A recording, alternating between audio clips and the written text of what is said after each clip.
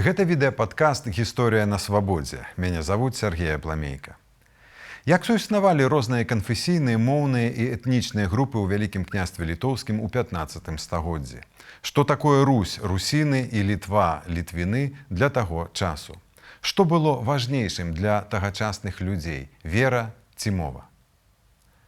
Пра гэта і пра іншае мы пагаворым з гісторыкам, дактарантам чэшскага універсітэту імя Францішка Палацкага ў чэшскім горадзе Оламаўц Паўлам Котавым, які займаецца гісторыяй Беларусі 15 стагоддзя.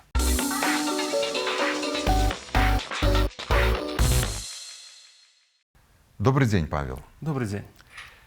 Выпускі нашага падкасту выклікаюць ярасныя спрэчкі каментатараў. Напрыклад, 1,5 тыдня назад мы гутарылі з Олегам Латышонкам пра пачаткі беларускай нацыі, яе вытокі, і там ужо 450 каментароў. Таму, нягледзячы на тое, што мы плануем пагаварыць з вамі больш пра пытанні са сферы вашых зацікаўленняў навуковых, тым не менш, на пачатку пытанне рубам. Як бы вы адказалі? Хто стварыў Вялікае княства літоўскае? Великое княство Литовское створило супольность Литва, которая связана с территорией, какая называется Уласна Литва, Литвания проприя, это сход сучасной Литвы и заход сучасной Беларуси. И разумеючи, что под этим питанием вивчить, это была балтская збольшая супольность. Хоть этничность, тем разумением, которым зараз сегодня, она не была таким абсолютно вызначальным фактором и маркером. Там больше для средневечных играли роли сувязі асабістыя, гарызантальныя, такія міжродавыя. Але можна казаць, што ў 13 стагоддзі такая больш-менш супольнасць родаў розных сем'яў знаці сфармавалася, і сярод іх вылучаліся пэўныя роды, якія прэтэндавалі на тое, каб быць галоўнымі лідарамі.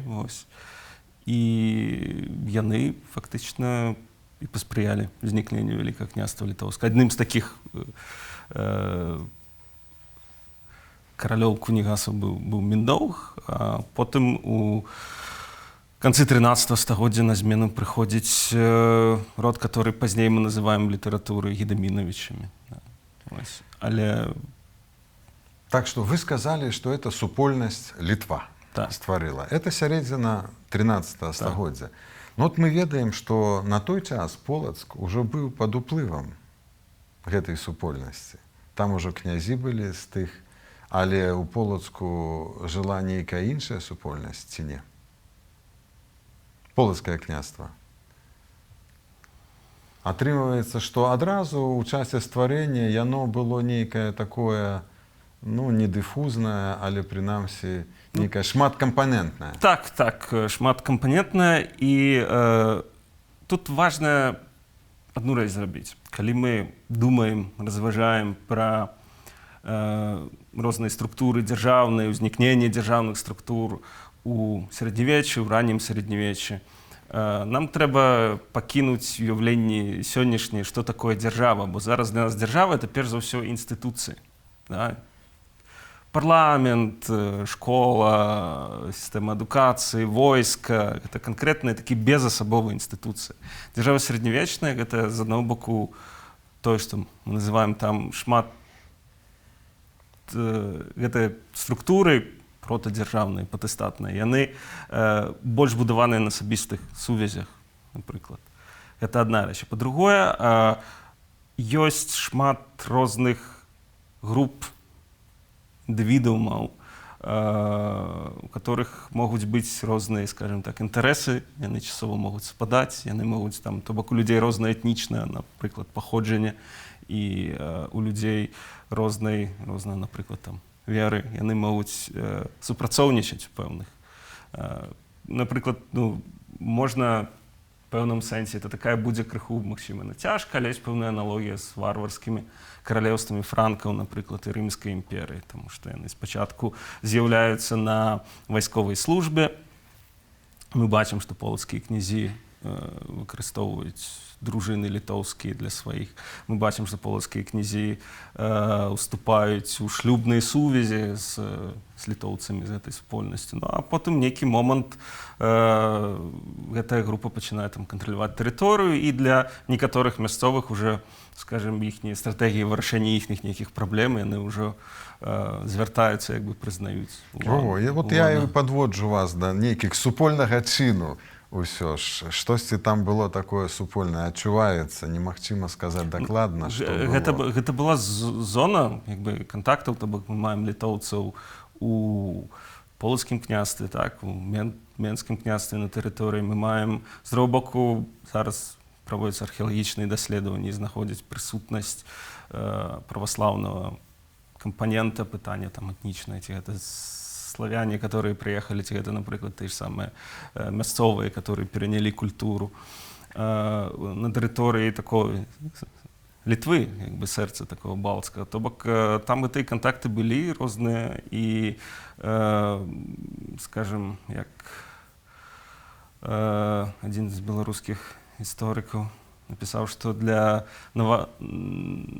жыхароў Наваградка, як бы, літоўцы, нібы літоўскі князь, это не быў, як бы, невядомы і незнакомы, то бок там была пэўная гісторыя розных кантактаў і супрацоўніцтва. Яны, безумоўна, былі розныя, і нельга адмаўляць, што там факт ціску ваеннага, прычым, каб кагосьці падпарадкаваць, не абавязкова яго заваёўваць, дастаткова рабіць прапанову, з якой немагчыма адмовіцца. Але проста колькі прыкладаў мы маем. Напрыклад, аднаго з князёў літоўскіх таго часу, у которого траекторія, проста ён там служылы князь там у Новгарадзе, потым у Жамойце, то бок з пункту гледжання прадстаўніка літоўскага княжацкага роду, для якога мэта найбольшая, як бы, улада, пашырыць кола сваіх прыхільнікаў, але ён гэта мог рэалізоўваць там на тэрыторыі, напрыклад, суседняй. З другого боку, мы бачым жыхароў суседніх княстваў на тэрыторыі Беларусі, напрыклад, которые пэўным чынам супрацоўнічаюць з літоўцамі. Там ёсць у галіцка-валынскім летапісе ўзгадка, калі літоўцы ідуць паходам, і супраць іх робіцца засада, і пра засаду папярэджвае пінскі князь. З другого боку, там да тых же самых пінян літоўцы, это літоўская ваенная выправа, не надта добра. То бок внутры кожнага такого, княства, там уже структуры былі розныя, групы насельніцтва, у іх былі розныя, скажем, стратэгіі жыццёвыя, і яны маглі перасекацца. Зноў ж такі маем прыклад такого летапіса, згадваюць Хвала. Ён паходзіў таксама з тэрыторыі Русі, который быў часткай, належаў да літоўцаў, стаў, як бы, часткай літоўцаў. Так што яно перасекалася. Маем прыклад літоўскіх князёў, которые ідуць як служылыя князі, напрыклад, Далмонт у Пскове. Так? Ён не захапіў вже Псков, але як князь са сваёй дружынай быў у пэўным сэнсе карысны пскавянам. То бок там розныя формы суіснавання і кантактаў на той час мы бачым, і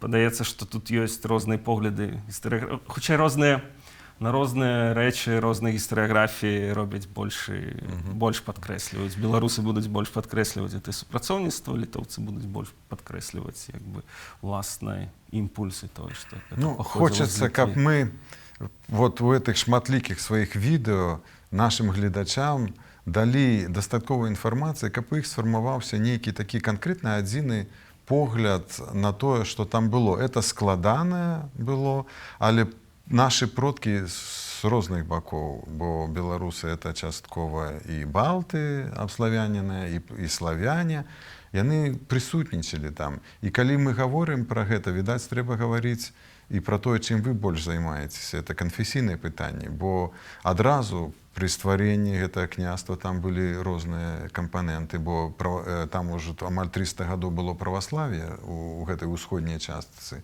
этой дзяржавы. І культура, і мова. Мы ведаем, што мова беларуская і асаблівасці ўзніклі ў 8-9 стагоддзі. Я не ведаю, калі вы вучыліся, што вам казалі на гістфаку, бо калі я вучыўся на гістфаку, ўжо на першым курсе нам казалі, што першы дакумент, дзе праявіліся асаблівасці беларускай мовы, фактычна беларускай мовы, это гандлёвая грамата Смаленска з Рыгай 1229 года. Але цяпер мы ведаем, што вот гэтыя графіці на сценах Полацкай, Спаса і Фрасінівскай царквы, там таксама прысутнічаюць асаблівасці акання, там, беларускай мовы. І такім чынам, все гэта ўжо было, так што і гэты фактар, вот, шматмоўнасць, і там было паганства, было хрысціянства. Это таксама, відаць, не трэба забываць, калі мы гаворым пра стварэнне Вялікага княства Літоўскага. Як вы лічыце? Ну, шмат. Конфессийность — это такая, я бы сказал, нават уласцівасць Вялікага княства Літоўскага, і я тут, можна, крыху правакацыйна, вось у Беларусі вось гэта шматкультурнасць і шматканфесійнасць мы ў нашай гісторыі это, в прынцыпе, падкрэсліваем найбольш. Я вот зараз чытаў кніжку Русціса Каменцявічаса, яна зараз перакладаецца на беларускую мову. Думаю, вельмі варта, тому што там такі параўнанне літоўскага і беларускага погляду, і для беларусаў будзе карысна зразумець як бы літоўцаў, для которых в такім уяўленні там есть такое прыгожае, што літоўскі школьнік бачыць вялікі арэал засялення балтаў, который паступова змяншаецца. То вся гісторыя это вот змяншэнне гэта. І Вялікае княства ў гэтым выглядае вось той перыяд, калі літоўцы выступілі як бы нешта змаглі супрацьпаставіць гэтаму націску славянскаму. В той же час, як тоже Каменцявічаса, ён захапленне того, як беларусы все як бы розныя культуры, яны ў сабе як бы абсарбуюць, як бы, і гэта становіцца нашай часткай. То бок таму сапраўды шматканфесійнасць і нават гэтае паганства, вось ёсць жа згадкі, здаецца, это нават у творы «Дескрипционис terrarum», там першым 13 стагоддзя апісанне земляў, дзе Альба Русія, Белая Русь узгадваецца. Там ёсць таксама, што вось гэты хрысціянства у літоўцаў, яны ўжо іхняй маткі, іхняй маці, як бы карміцелькі, таксама хрысціянкі, то бок гэта паказвае, што сувязі пэўныя былі як бы. Так. І ну, зноў-такі, тая ж археалогія Вільні, Крэва, там, она показывает существование просто православного такого рамесна-гарадского насельніцтва побач з паганскім. Ну, мы яшчэ пра гэта паговорым, пра Вільню, але давайте пойдзем далей да наступнага стагоддзя, да яго канца, да канца 14 стагоддзя. Я аднойчы пацікавіўся востраўскім пагадненнем, якое Вітаўт падпісаў з Ягайлам у 1392 годзе ў маёнтку вострава пад Лідай. І я паглядзеў спіс людзей, хто з боку Вітаўта падпісаў яго. І гэта там 23 дзясяткі балцкіх прозвішчаў. Няма славянскіх. Што гэта азначае? На чым баку вот у тым процістаянні Ягайла і Вітаўта была русінская эліта, і ці азначае гэта вот чыста балцкі характар дзяржавы ў канцы 14 стагоддзя, якую атрымаў ад Ягайла Вітаўт тады пад кантроль? Тут трэба усвядоміць два. Па-першае, што это азначае балцкія даследаванні літоўскай знаці, вось гэтых займаецца Грымвідас Петраўскас. В прынцыпе, ён паказвае, што там ёсць пэўная пераемнасць, што вось гэтыя роды акурат з гэтай тэрыторыі Літвы, уласна, яны дзесьці ад 13 праз 14 стагоддзе мы можам прасачыць. Калі мы кажам пра характар дзяржавы, это такая характарыстыка, выраз. Зноў-такі Вялікае княства ў 1392 годзе гэта вельмі, гэта дзяржава, якая звязаная персанальнымі нейкімі сувязямі больш, чым нейкімі агульнымі інстытуцыямі. То бок ёсць князь літоўскі, вакол якога ёсць кола ягоных людзей, баяраў, там, без которых ён не можа кіраваць, і для которых ён патрэбны, таму што праз яго яны атрымліваюць розныя прывілеі. І потым ёсць княствы удзельныя, фактычна тэрыторыя Русі далучаныя, якія да Вялікага княства з Вялікім княствам звязаныя так, што там Гедымінавіч проста заняў вось гэтай структуры княскай замест там Рурыкавіча ці князей папярэдніх, просто з'яўляецца Дамінович, который прымае праваслаўе, фактычна становіцца часткай, але адначасова ён з'яўляецца літоўскім князем, фактычна членам літоўскага княжацкага роду. І адпаведна на той час казаць, што была нейкая кансалідаваная пазіцыя русінаў і адначасова кансалідаваная пазіцыя літоўцаў, не, былі розныя, зноў ж такі, групы. Калі кажам пра эліту, кажам пра тое баярства, то яно сярэднявечны чалавек, ён вызначаецца ягоная пазіцыя ў іерархіі тым, каму ён служыць, таму што са службы ты нешта маеш. І кожны, там, скажем, князь, гэта ён мае людзей, которые яму служаць. І адпаведна, калі адбываецца барацьба паміж двума прадстаўнікамі княжацкага роду, а яна заўсёды была, і толькі адзін раз в 14 стагоддзі там адбываецца бесканфліктная перадача, тому што в Вялікім княстве літоўскім не было прымагнітуры, не было парадку наследавання, это все вырашалася, звычайна вырашалася сілай зброі пасля смерці монарха. І у кожнага такого князя ёсць свае нейкія людзі, і яно можа залежаць, калі хтосьці меў уладанні на тэрыторыі Русі, там, Полацка, Віцебска, то Менску, то його будуть просто ягоны дружині тыя людзі з гэтых земляў, ці, напрыклад, з Валыні. Я вспомніў зараз просты адказ таксама, што Вітаўт быў сынам Кейстута, а Ягайла быў сынам Альгерда. А Альгерд і Кейстут падзялілі дзяржаву так, што Кейстуту заходняя частка належала больш балцкая, чым Альгерду, которая была больш славянская. Адпаведна, за Вітаўтам стаялі з захаду больш балцкія людзі. Вакол тое ядро палітычнае, яно на той час все ж таки балцкае, скажем. Такія, тыя, каго мы называем русінамі, славянамі, яны паступова, это уже на працягу 15 стагоддзя, в канцы 15 стагоддзя інтэгруюцца. Але тады проста Вялікае княства літоўскае ўжо трансфармуецца з ранняй манархіі, дзе ўсё было так на асабістых сувязях, на ўжо дзяржаву станавую, як называюць чэхі, ставаўскі стат, дзе з'яўляюцца пэўныя інстытуцыі канкрэтныя, пэўныя з'яўляюцца урады, пэўныя пасады, якія вызначаюць. То бок дзяржава перастае быць паступова, перастае быць такой персаналізаванай і гэтай структуры. І в гэтых структурах праз іх таксама мы бачым спробу інтэграцыі гэта новых родаў, напрыклад, сапегі, можна называць, там солтаны розныя, которые паступова становяцца таксама часткай гэтай элітай бліжэй, скажем, цэнтральнай. Таму што Вялікае княства літоўскае это не вельмі цэнтралізаваная дзяржава часы Вітаўта. А за часы Вітаўта які стан быў праваслаўнай царквы? Ёй спрыялі, яе прыціскалі, ці на яе не звярталі ўвагі? Зноў-такі, тут трэба сказаць, што у нас не так шмат крыніц параўнальна. 15 стагоддзе, яно яшчэ дастаткова цёмнае в гэтым сэнсе.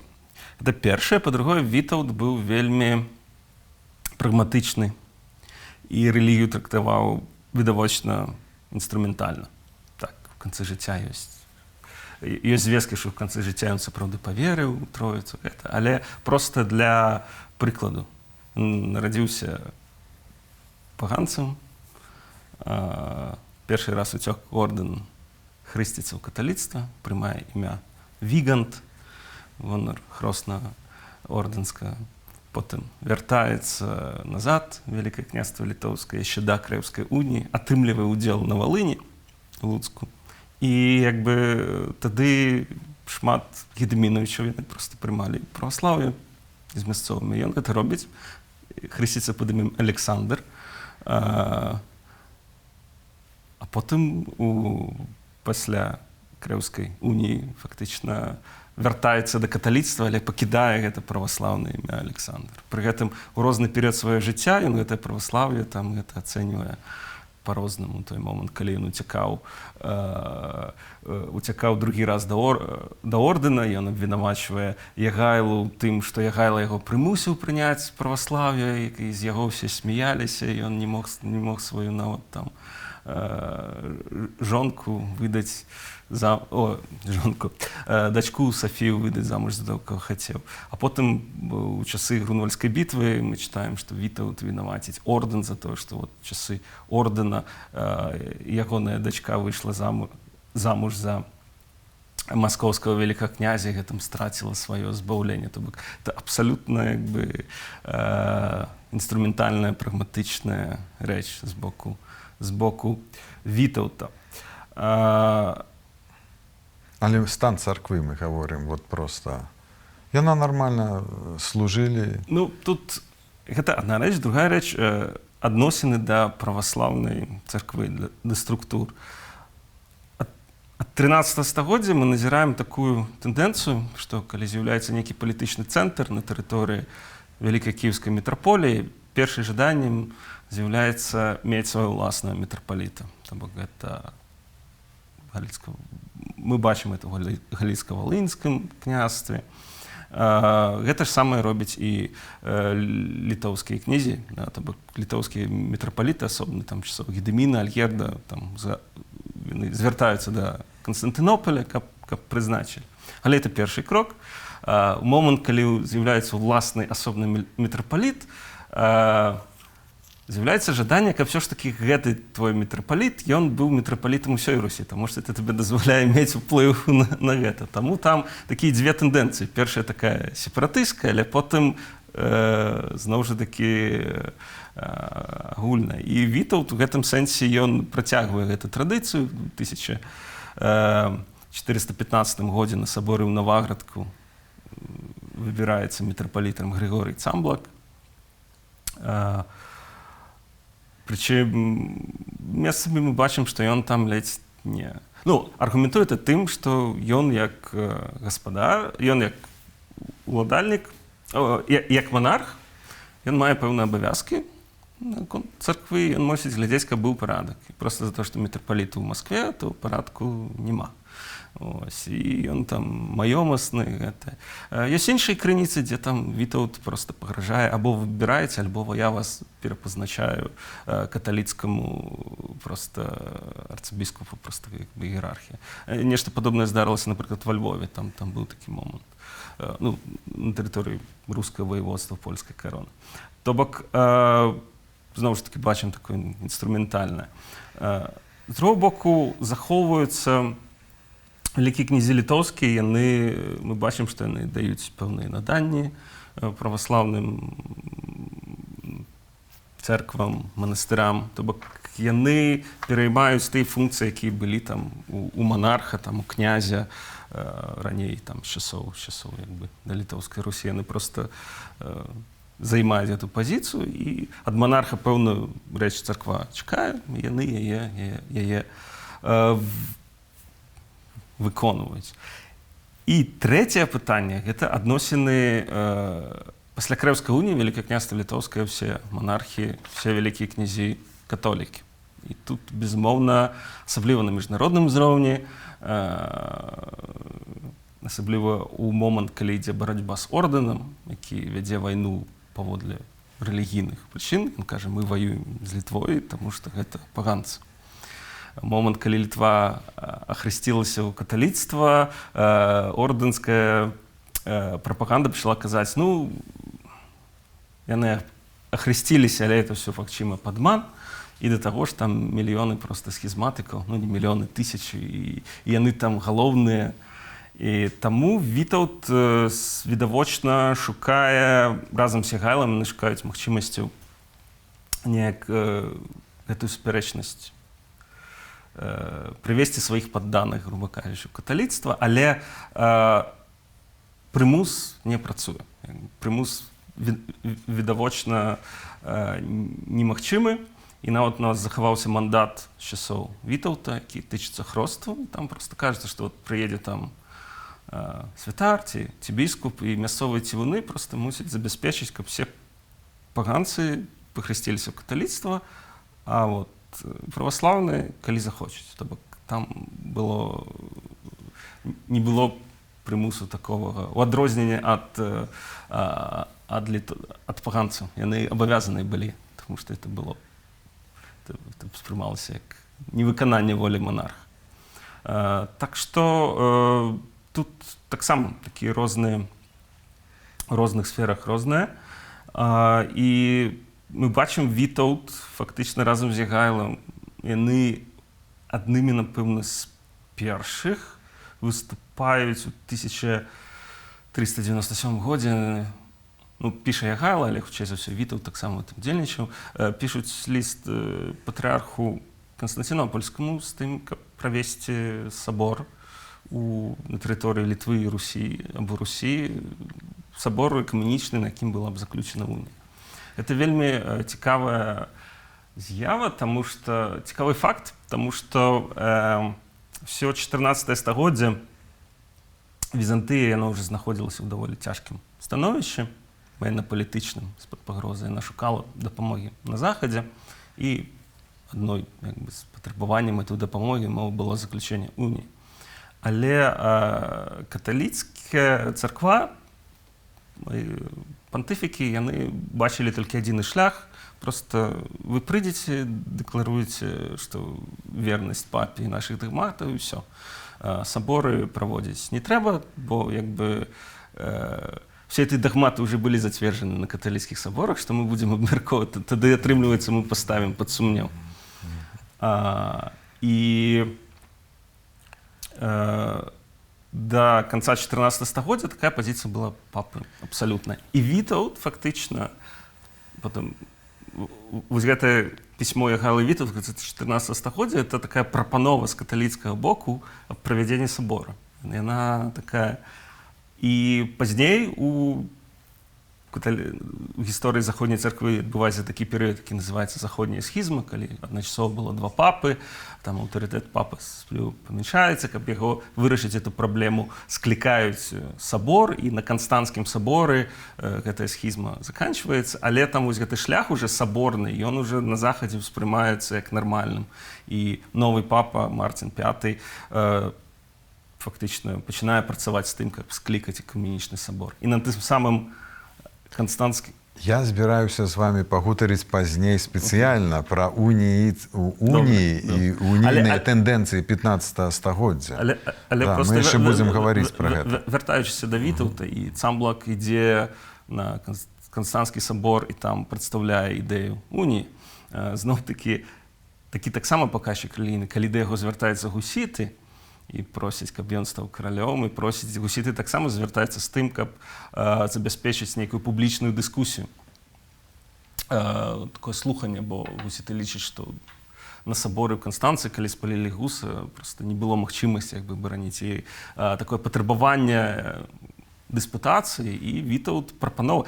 Мы не ведаем ліст, арыгінал Вітаўта, мы ведаем адказ чэшскі, але там дзякуюць за прапанову і абмяркоўваюць месца, дзе можа адбыцца. Праўда, гусіты кажуць, што калі наша праўда пераможа, то тады Вітаўт будзе абавязаны сам перайсці такое на гусіцтва. Але это паказвае зноў-такі падыход Вітаўта да рэлігіі, і тут мы бачым, ён здольны неяк больш дзейнічаць, больш гнутка, чым іншыя каталіцкія, скажем, монархі. Пры гэтым ён захоўвае, падкрэслівае сваю каталіцкасць. Трэба сказаць, што ў канцы 15 стагоддзя Вітаўт спрымаўся як той, хто засноўваў храмы, хто власне такім заснавальнікам каталіцкай супольнасці Вялікага княства Літоўскага. Таму тут ёсць, скажем, некалькі сфераў, некалькі І тут все неадназначна. Праблема ў тым, што мы не маем вельмі шмат крыніцаў.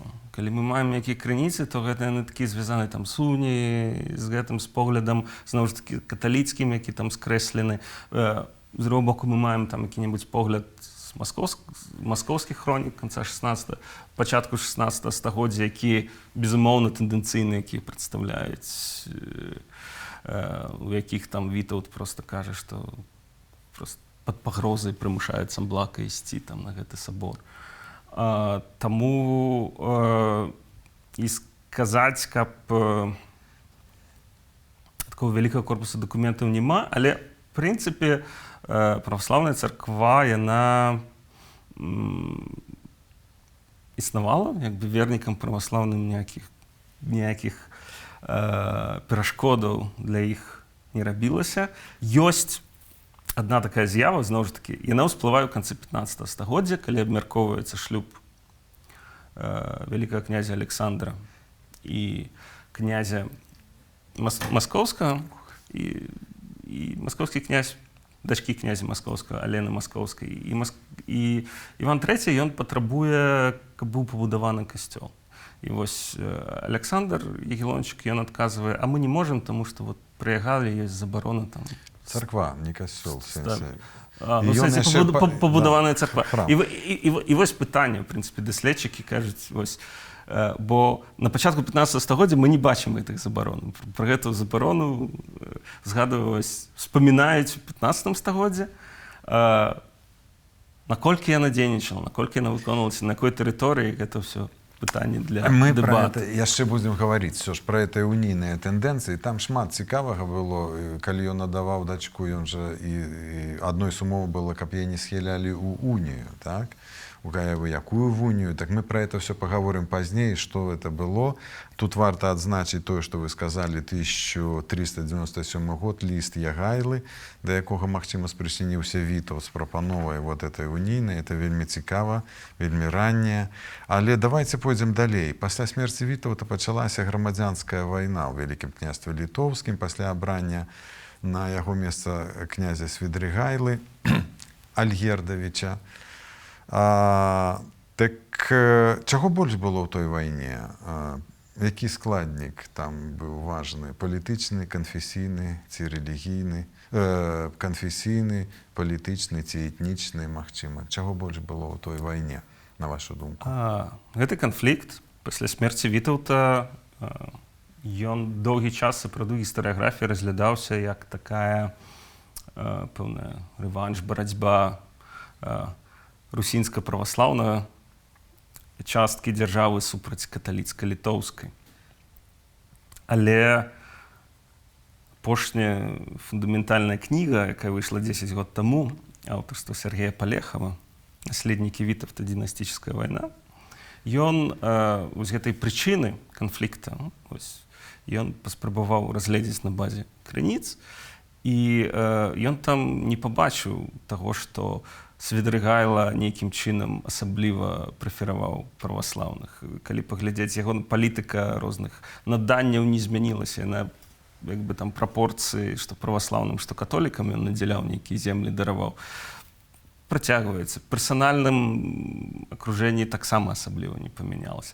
Больш за тое, пра сапаграфічны аналіз, ну, то бок мы глядзім, хто канкрэтна быў на двух баках, мы знойдзем і там праваслаўных і католікаў. То бок сам гэты канфлікт, хутчэй за ўсё, вось паводле ягоных высноў, хутчэй за ўсё меў аснову пад сабой стаўлення да Польшы, бо Свідрыгайла пачаў ісці на саюз, больш канфліктна выступаць адносна Польшы, фактычна вайна пачалася, луцкая, і саюзнікам сабе абраў. Саюзнік стаў Тевтонскі ордэн, таму проста частцы эліт гэта не вельмі падабалася. А так мы можам назіраць, гэта барацьба двух кандыдатаў, двух проста гедэмінычаў за престол, і вакол іх ёсць людзі, якія прысутнічаюць, якія іх падтрымліваюць. Пры гэтым гэты склад яны яшчэ мяняюцца, некалькі разоў могуць пераходзіць. Але спрыняцце гэтага канфлікта як рэлігійна, яно ж не ўзнікла на пустым месцы. Бо калі адбываецца вось гэты пераварот, калі ў ашмянах нападаюць на Ігайлу, акурат, на Ігайлу, на Свідригайлу, і ён мусіць уцякаць, то змоўшчыкі, яны абвячаюць, што яны зрабілі это так, бо сапраўды Свідригайла прыцісняў каталіцкую веру. Там проста апісваюць, што яму магістр падараваў алтар, і яго там Свідригайла апаганіў, там, прывозяць там Жігімонта Кістутавіча, который, я не ведаў, ну так, сапраўды, то бок. Рэч у тым, што гэтыя змоўшчыкі, яны зверлі легітымнага вялікага князя. І якая можа быць прычына? Вось. Гэтай прычынай абвешчана рэлігійная. Польша, якой не падабалася знешняя палітыка Свідригайла, яна ўжо дагэтуль там прадстаўнікі іхнай каталіцкай там сабору пісалі, што вось гэта, што Свідригайла, да, вот Вітаўт быў такі, Вітаўт ён трымаў пад жалезнай палкай гэтых русінаў, а Свідригайла ён проста іх распусціў і ўсё. Але гэта частка такой пэўнай прапаганды, хутчэй, чым рэальнасць. Але гэта не першае і не апошняе выкарыстанне вось гэтага канфесійнага пытання ў апраўданні нейкіх сваіх дзеянняў. Прыклад, Міхал Глінскі, католік, который перайшоў каталіцтва, падарожнічаў па Европе, удзельнічаў, памяняўся, памёр Александр, вялікі князь Александр, якога ён быў фаварытам, Жігімонтам, там, яго нейкая асабістая варажнеча з князем Забярэзінскім, ён здымае паўстанне, але у Наваградку разам з вамі абвяшчае, вось, вас всіх хочуць перавесці сілком каталіцтва, і таму я узняў гэта. Ну, тут відавочна таксама інструменталізацыя гэтага фактара. Тое ж самае вось, пытанне, калі князі пераходзілі ў служылай на маскоўскі бок. Ну, яны гэта апраўдвалі так, вось нас там прыціснялі верай. То бок, тут можна глядзець з двух бакоў. З одного боку можна глядзець это сапраўды як толькі як такую прапагандысцкі флёр, але з другого боку, тое, што ён рэгулярна ўзнікае, гэта паказвае, што гэта пытанне, пэўнае напружанне, яно заставалася. І з аднаго боку было жаданне ў кагось это выкарыстаць, а з другого боку трэба было нешта рабіць, каб перашкодзіць гэтаму выкарыстанню. Добра, Павел, давайте мы яшчэ вернемся да зацікаўленняў людзей, якія каментуюць перадачы на нашым канале, да нашых каментатараў, пра ўсіх гэтых русінаў, літвінаў і ўсё. Вот можна, відаць, сказаць, што на працягу 15-го, пачатку 16-го стагоддзя фармавалася вот этая назва дзяржавы, і ў пачатку 16 стагоддзя яна ўжо была вялікім княствам літоўскім, рускім і жамойцкім. І існуюць розныя версіі у фальклорнай гісторыі, калі можна так сказаць. Што стаяла за гэтымі тэрмінамі? Хто стаяў за тэрмінамі руская, літоўская і жамойская? Як бы вы адказалі? Ну, я б тут бачыў хутчэй пэўныя... Ну, па-першае... Якія групы насельніцтва я маю? Ці этнічнасць? Там гаворка ідзе пра тэрыторыі з маго божа. Прычым з часоў Гедаміна Гедамін сябе абвяшчае ўладаром літоўцаў і русінаў. Гэта мяжа паміж Русю і Літвой, чыста такая внутраная, як рэгіёна.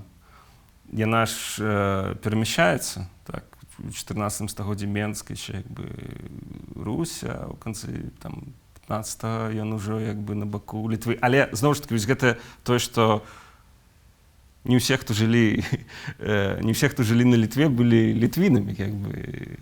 Гэтая мяжа такая расплывістая, дынамічная і не адпавядае ні адміністрацыйнаму падзелу, ні этнічнаму, ні канфесійнаму. Але, хутчэй за ўсё, проста Літва і Русь — это такое вось азначэнне, которым можна было ўсе гэтыя тэрыторыі азначыць. Плюс далучаецца жамойц, которая даволі позна уваходзіць як такі, бо пэўны час она была перададзена ордэну, за яе там фактычна... Ну, практычна сярэдзіна 15 стагоддзя. Ваяваў, і ў 1422 годзе яна ўжо так прызнаецца. завітаў там, але жамоўць яна мае ще пэўны своеасаблівы статус, тому што жамойты могуць выбіраць свайго старосту, яны выбіраюць, то бок не прызначае ім, то бок это такі дзве это тэрыторыі палітычныя, як бы адміністрацыйна-палітычныя з'явы. Безумоўна, існавалі літоўцы, існавалі жамойты, існавалі тыя, хто вызначаў сябе русінамі, але гэтыя межы, па-першае, іх цяжка вызначыць, па-другое, яны проста мяняліся і не супадалі часта. Дзякуй, Павел, за гэтыя развагі. Мы гэтую дыскусію працягнем у нашых наступных гутарках з вамі. Я нагадаю нашым слухачам і гледачам, што госцем сёння быў гісторык, дактарант універсітэту імя Францішка Палацкага ў Оламаўцы ў Чэхіі Павел Котаў. Гэта падкаст «Гісторыя на свабодзе». Мяне завуць Сергей Абламейка.